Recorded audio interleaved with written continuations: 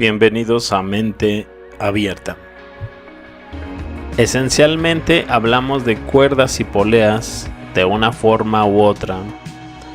Puede variar mucho. Todas estas son herramientas genéricas, nada realmente especial en ellas. Todo está en los detalles, que son escasos. La pregunta sería, ¿qué forma de maquinaria es la que se espera? Las grúas, las cuerdas, las poleas siguen siendo hoy en día los principales dispositivos de elevación. Los materiales han cambiado un poco, pero en esencia son los mismos. Por lo tanto, estoy de acuerdo en ciertas cosas y en desacuerdo con otras. No digo que no puedan hacerlas, pero sí creo que la calidad visual, tecnológica utilizada de los artículos contemporáneos producidos en el mismo periodo de tiempo debería ser relativamente similar. De ahí la pregunta de por qué tenían que producir estos artículos con una calidad tan definida en comparación con los que hacemos hoy en día. Y lo que es más importante, si comparamos los artículos actuales tomados de varios segmentos de la vida, veremos fácilmente que la tecnología utilizada para producir estos artículos está a la par con su época, y esto se refiere a todos los artículos. Esto incluiría el diseño, los materiales utilizados y hasta cierto punto el equipo utilizado para producir los artículos. Nos parece que pertenecen al mismo marco temporal, es decir, los coches de los años 80 contra los ordenadores, contra los televisores, contra las teteras. Coches del 2019 contra los ordenadores, contra los televisores, contra las teteras. Si cambiamos cualquiera de los lugares anteriores, diremos fácilmente que ese Corvette de 2019 no pertenece a la época en que se fabricó este televisor de 1980. Es evidente. Si creyéramos que cualquier nivel tecnológico debía existir en una época determinada, al menos en base a nuestra experiencia actual, estos artículos no deberían existir como un conjunto independiente. Si Piranesi estaba representando algo que se utilizaba en el año 50 después de Cristo, aunque no sé de dónde sacaría la información, ¿por qué tendríamos la calidad de la pala de abajo producida en el año 1500 después de Cristo? Seguro que podemos hacer la pala de abajo hoy en día utilizando tanto la tecnología antigua como la actual. La pregunta es, ¿qué información útil podemos extraer de ella? Básicamente, mi afirmación en referencia a lo anterior sería ¿por qué el 95% de los artículos de 2000 años de antigüedad no tienen esta calidad? A continuación se plantean cuestiones más importantes, en mi humilde opinión, que tienen que ver con el propio dibujo. Esto es lo que tenemos. Digamos arriba que tenemos un trozo de granito. ¿Qué herramientas utilizaron para cincelar los agujeros correspondientes? Además, ¿por qué llegar a producir esta calidad de corte similar a la de una máquina cuando unos simples agujeros habrían bastado? Unos simples agujeros podrían eliminar la necesidad de cortar estos ridículos semitriángulos en el granito. Los agujeros también eliminarían la necesidad de hacer los dispositivos de elevación. 2 varillas y una cuerda es todo lo que necesitarías. No podemos utilizar ningún granito compuesto o el hormigón aquí, ya que tales cosas no existían en el momento debido a las deficiencias tecnológicas de los antiguos. Ahora, ¿qué tenemos en Puma Punku? ¿Y cómo puede ayudarnos? Sinceramente no estoy muy seguro, pero ¿dónde tenemos el trabajo que corresponde, que requiere las herramientas mencionadas? Sabemos que incluso, supuestamente antes y mucho antes para el caso, los joyeros escitas estaban supuestamente haciendo algunos artículos sorprendentes podían hacer fácilmente un artículo de elevación tan tosco, solo que no entiendo muy bien por qué y para qué artículos levantar. Estoy seguro de que esas mismas personas podrían dominar la producción del gancho de la grúa de abajo también. Si lo hicieran, les habríamos puesto una cuerda de cáñamo y problema resuelto. De 1900, cámara gigante Mammoth, fabricada por George R. Lawrence. Esta historia tiene tanto sentido que era imposible pasar por aquí sin compartirla. Es difícil saber si esta cámara fue construida desde cero o simplemente fue rearmada. Escucha la historia de esta cámara y pregúntate cuántas tonterías crees que hay en este culebrón. A primera hora de una brillante mañana de primavera de 1900, una gran furgoneta tirada por caballos llegó al taller del constructor de cámaras de Chicago, J.A. Anderson. Su construcción más reciente, la cámara más grande del mundo, estaba lista para ser entregada y se necesitaban 15 hombres para cargarla en la furgoneta.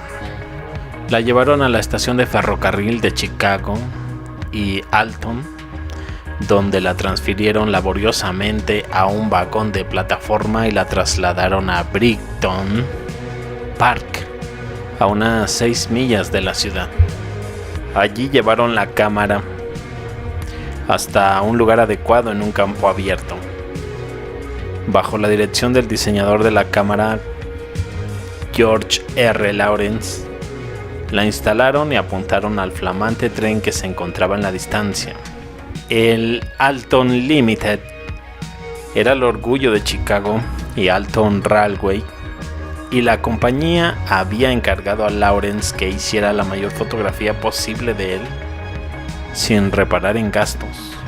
Lawrence se comprometió a diseñar y supervisar la construcción de una cámara que pudiera utilizar placas de vidrio de 8 por 4,5 pies.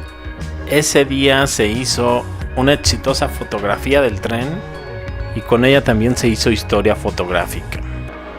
Está claro que George R. Lawrence no era simplemente un fotógrafo comercial, sino que también tenía un gran talento para la inventiva y la innovación.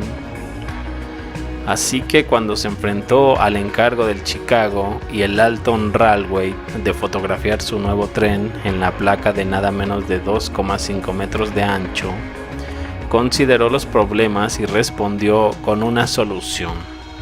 Al fin y al cabo, el eslogan de su estilo era: "Lo hasta ahora imposible en fotografía es nuestra especialidad". Presentó sus planes y se le dio vía libre para proceder. 2 meses y medio después, la cámara estaba lista. Era una cámara diferente a cualquier otra del mundo. Pesaba 900 libras y cuando se cargaba con el soporte de placas de 500 libras hacía un total de 1400 libras. Cuando estaba completamente extendida, la bancada medía unos 6 metros de largo y la cámara tenía un doble giro hacia adelante y hacia atrás. En la parte superior del bastidor y en la parte trasera había un pequeño carril en el que se montaban 2 pantallas de enfoque que se movían hacia adelante y hacia atrás, como si fueran puertas correderas. 2 objetivos patentados por Zeiss fueron fabricados especialmente por la Bausch & Lomb Optical Company de Rochester, Nueva York. Uno de ellos era un objetivo gran angular de 5,5 pies de enfoque equivalente en el segundo que se utilizó para hacer la fotografía del tren. Era un objetivo telescópico rectilíneo de 10 pies de enfoque equivalentemente. La cantidad de materiales utilizados para construir la cámara fue realmente prodigiosa.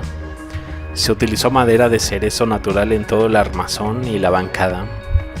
El fuelle constaba de 3 capas, una cubierta exterior de goma pesada, un forro de lona negra y otro forro adicional de material negro opaco. Cada pliegue se reforzaba con una pieza de madera blanca de 1/4 de pulgada de grosor.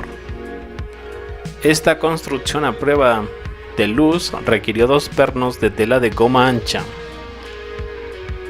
más de 40 galones de cemento y 500 pies de madera blanca para asegurar la rigidez. El pesado fuelle estaba dividido en 4 secciones y entre cada una de ellas había un bastidor de soporte montado sobre pequeñas ruedas para moverse libremente sobre una pista de acero. El enorme portaplacas tenía una cortina enrollable de madera forrada de tela que era hermética a la luz y que, una vez colocada en la cámara, podía enrollarse hacia atrás para descubrir la placa de cristal justo antes de la exposición. Estaba forrado con 3 espesores de material a prueba de luz para evitar fugas mientras la placa estaba fuera de la cámara.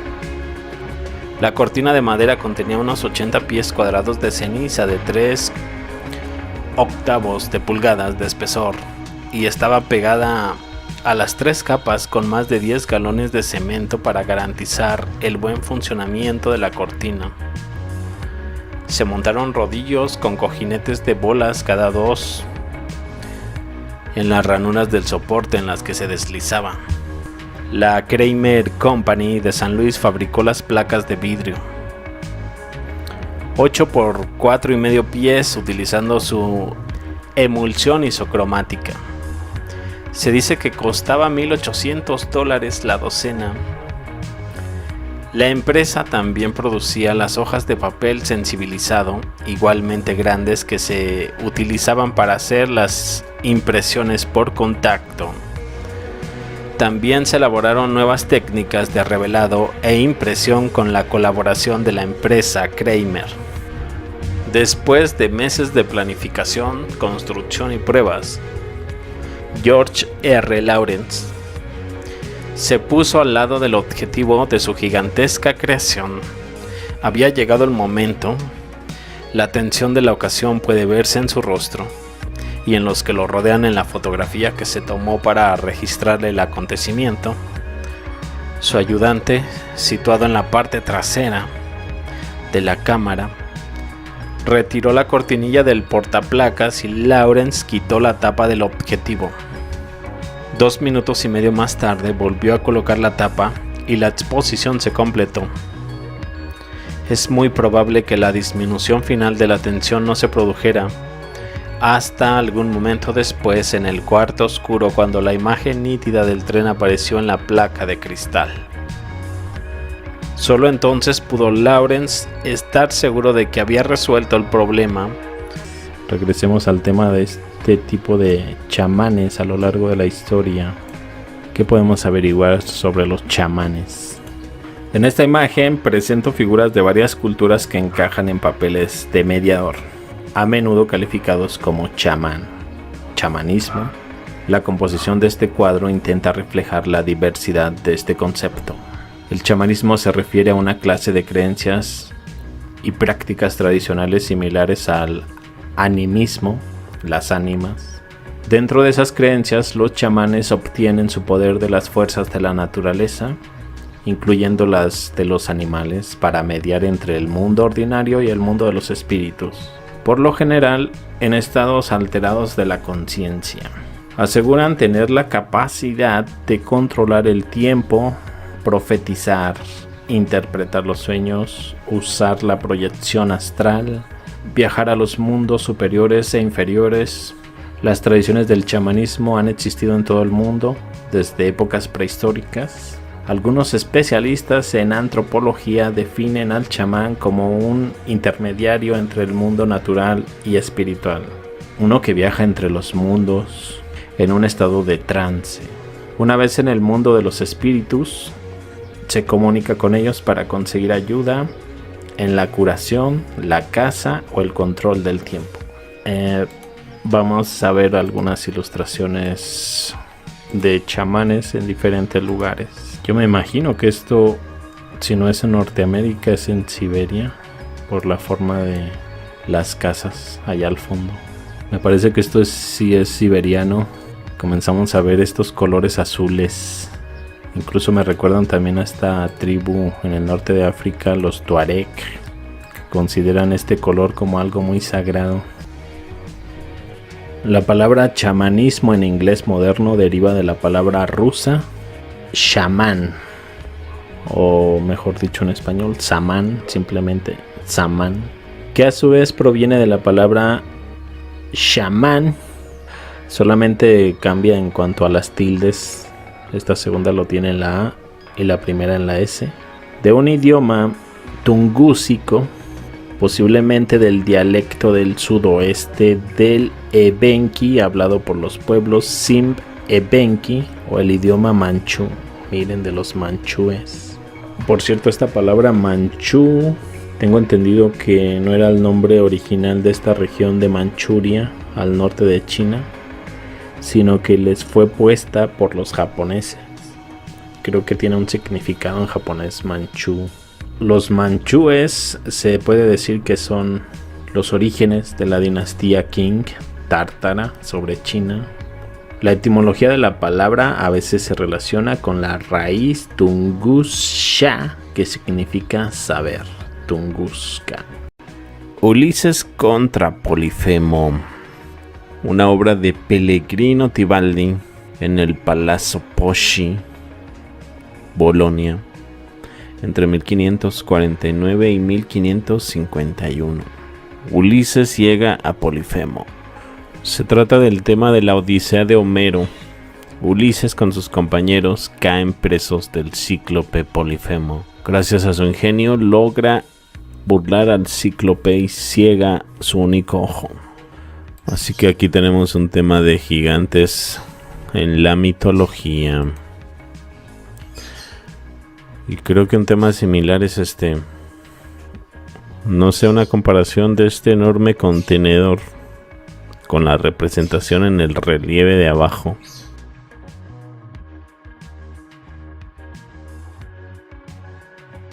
¿Qué tal esta representación de Gilgamesh sosteniendo lo que parece ser un león del tamaño natural? Entonces el tamaño de él, unos 4 o 5 metros.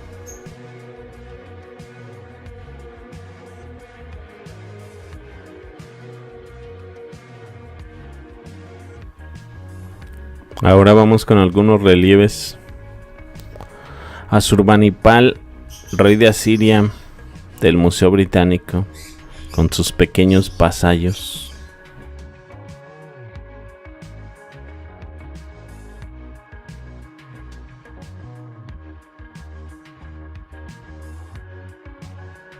Asurbanipal y su esposa Libali Sharrat en un banquete bajo un enrejado.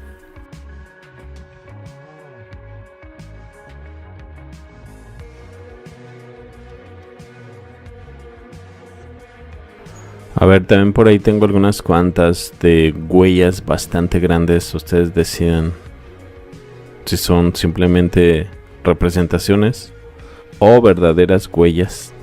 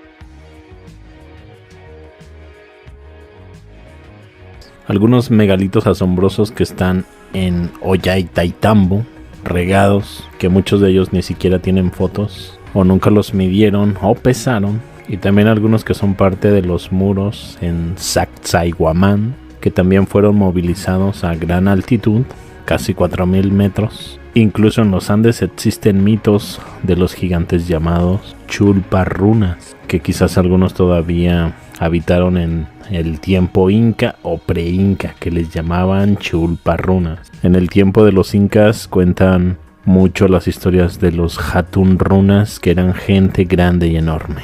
Sobre eso voy a mostrar algunas imágenes, como esta, megalitos. Como que a lo lejos parece una maqueta, ¿no? Unas pequeñas piedras. Conforme lo acercas ves que son enormes.